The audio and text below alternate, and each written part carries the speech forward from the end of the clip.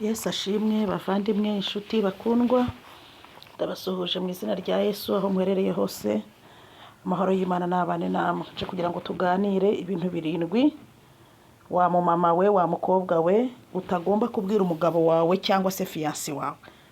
Naho waba ugiye gupfa, naho waba wishimanye n'umugabo wawe cyangwa fiancé wawe bingana gute, ibi bintu birindwi ntuzibeshye ngo iki kintu kigucike. Impamvu ubundi umuntu ubana n'undi mu rukundo bafiyansanya ugomba kumubwira ubuzima bwawe kugira azamenye ko mubasha kubana. Ariko mumenye neza ko hari ibintu ushobora kuvuga aho kugira ngo bitume ugira umubano wawe mwiza n'umugabo wawe cyangwa na fiancé wawe, ahubwo bikajya byatuma umubano wawe nawe uba mubi. Ubundi ntabwo umuntu ubana wemere kumuhisha, wemere kumukunda, ukamwubaha, ukamuganiriza. Yewe nta kintu wemeye kumuhisha pe, umushahara uhembwa ntiwaba umuhisha, nta kintu ugomba kumuhisha. Ariko ibi bintu ngiye kukubwira birindwi wa muvandimwe we, niba ushaka kugira urugo rwiza cyangwa ukaba ushaka kugira ubushuti bwiza burambanye na fiancé wawe, wa mukobwa we, wa mama uri mu rugo, rwose ibi bintu birindwi ntibizagucike. Ntibizagucike. Hari ahantu ugera wishimanye n'umugabo wawe, kubera abagore nyine dukunda kwivugira, ugasanga wishimye ugarije umugabo wawe n'ibintu ukavuga n'akari murori.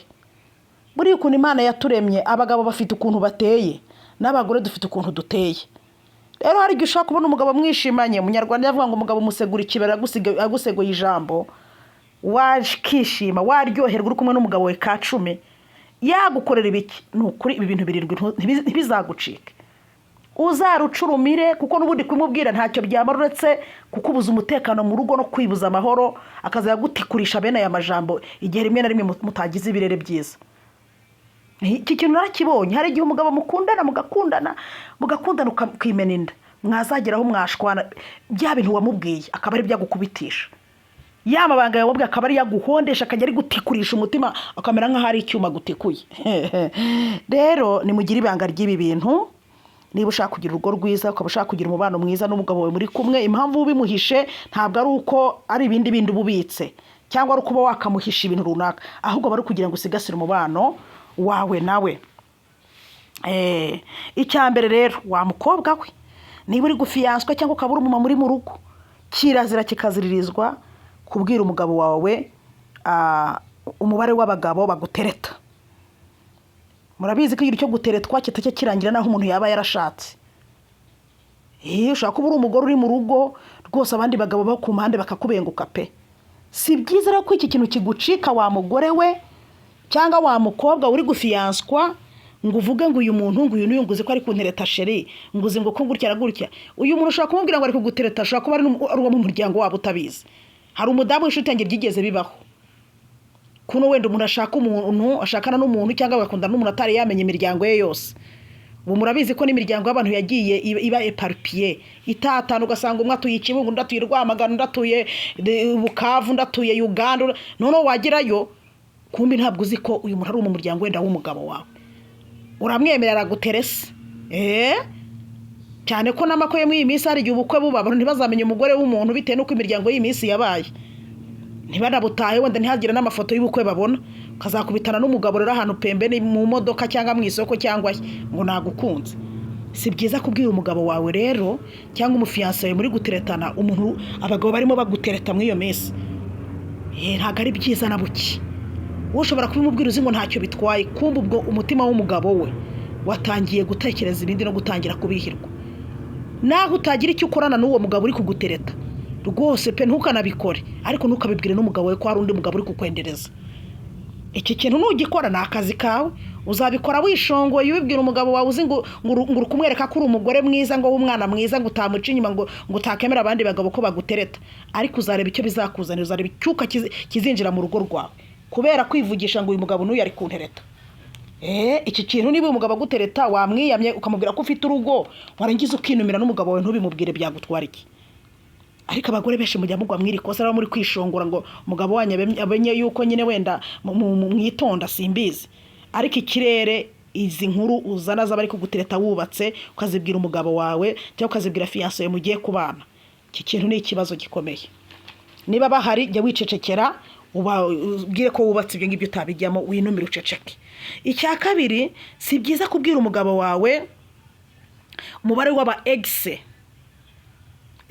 Umubare w'aba egise. Aba egise murabumva, ni abantu tuba twarakundanye nabo kera mbere yuko dushaka.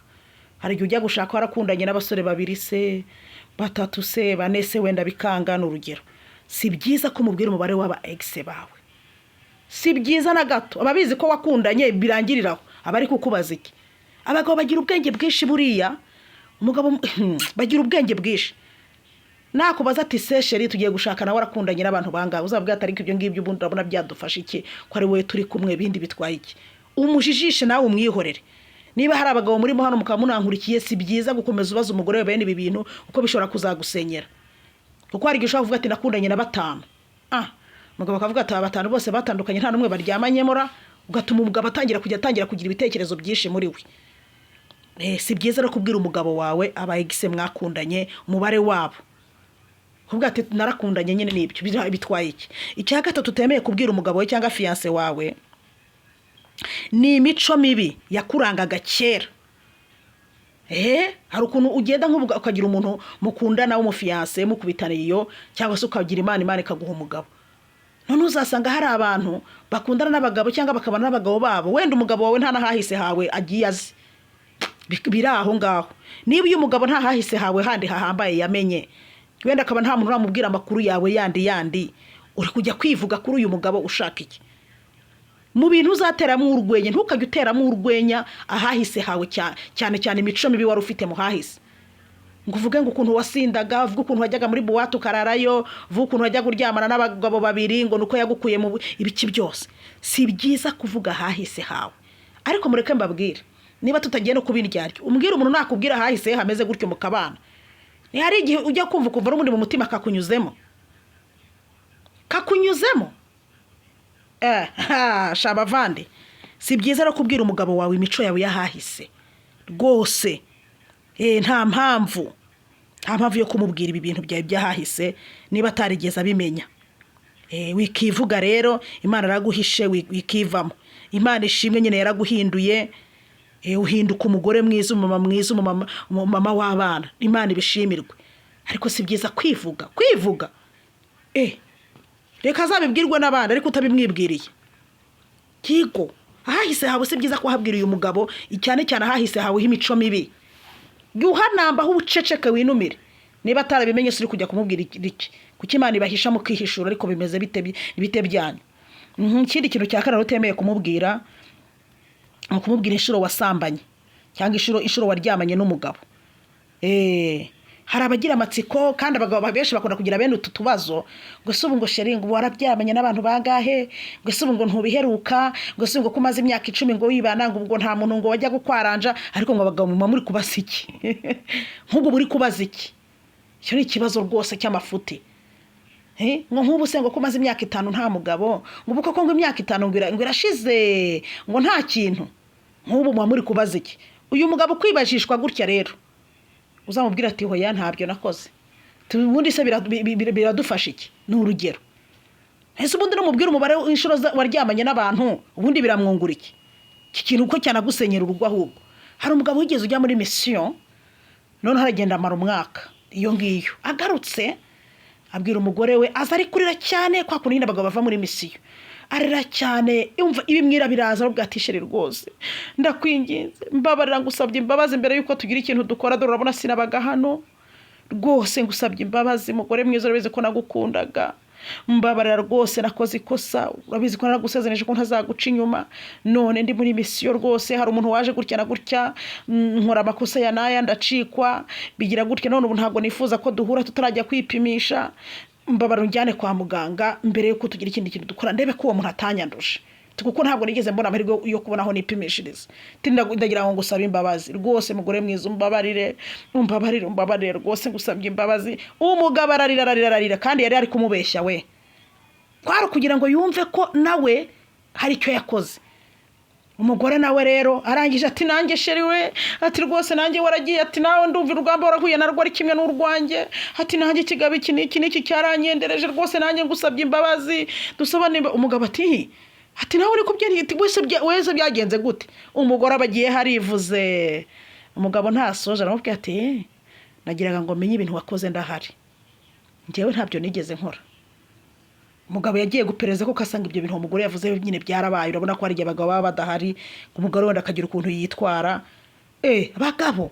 Bagabo mujye mubareba nk'ikindi kintu, ni ikiremwa gitangaje.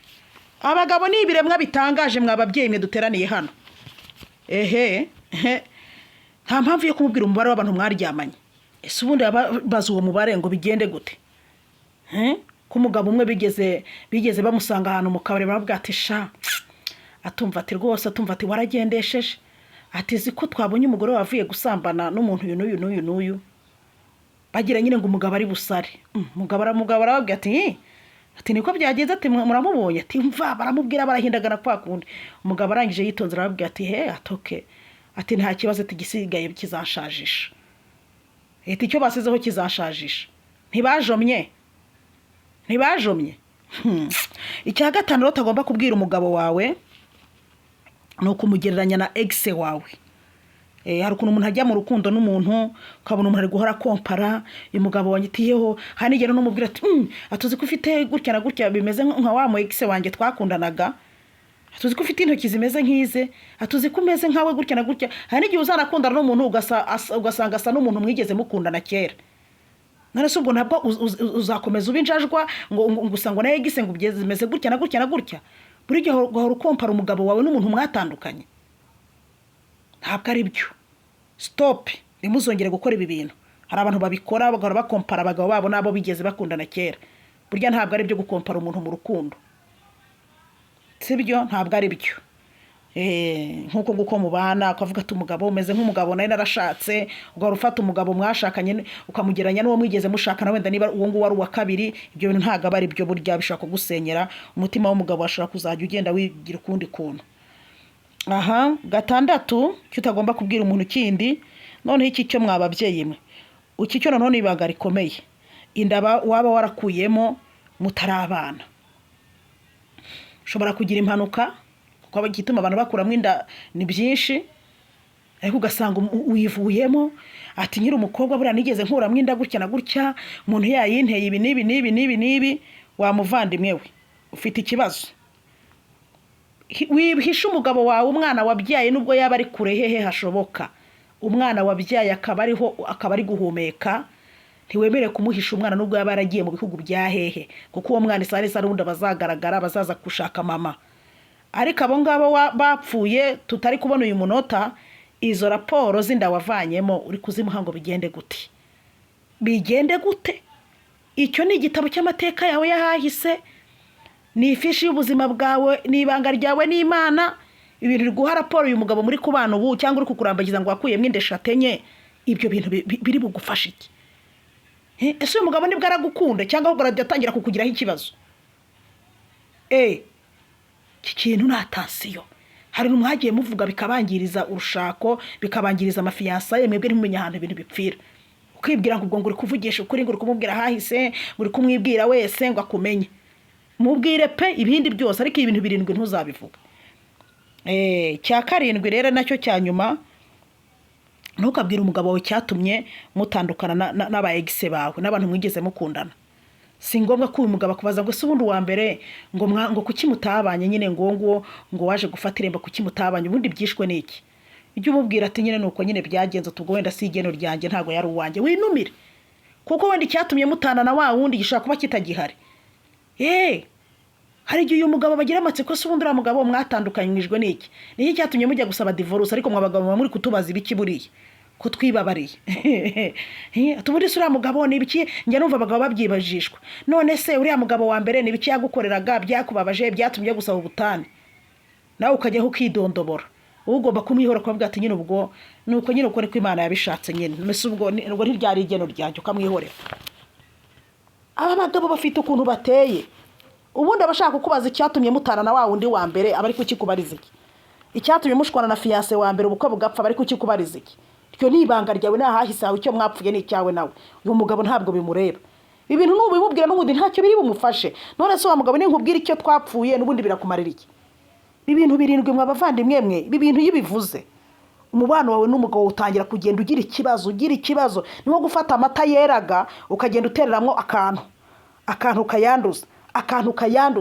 kayanduza wowe ugira ngo ntacyo bitwaye kuganiriza uyu mugabo, ariko mureke mbabwira karenze umuntu akarushya ihamagara. Uyu mugabo hari igihe mugira ikibazo akagukubitisha aya makuru yose wagiye umuha, umutima wawe ukawujanjagura. Rero ibi bintu murekera aho ngaho, abakoze aya makosa nyine ubwo nta kundi, ariko abandi Imana nibaho umugisha mukongera mugakundana, cyangwa umutima ikaba igiye kuguha umugabo mushyashya, si byiza kwimena inda.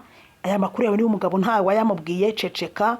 Ibi byinda ni ibyawe, ibyabo mwatandukanye ni ibyawe, ko mwatandukanye ntibimureba, ahubwo ashaka kugira ngo azajya abona ibintu agutikuza igihe mwashwanye, kuko ntazibana zidakomanya amahembe. Hariho n'abagabo bagira incyuro, Mana nyaguhora ku ngoma Imana, ngiye nanga incyuro kurusha ibindi bintu byose.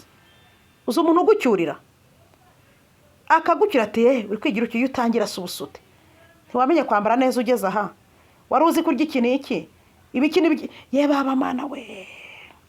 Tubundi umugabo wa mbere se bondi mwaratanye, uwa kabiri bundi ninge wari kugushobora, tibiki n'ibiki. Umugabo ugira incyuro ni mubi. Rero nimwirinde gutanga aya makuru kugira ngo mugire amahoro mu ngo.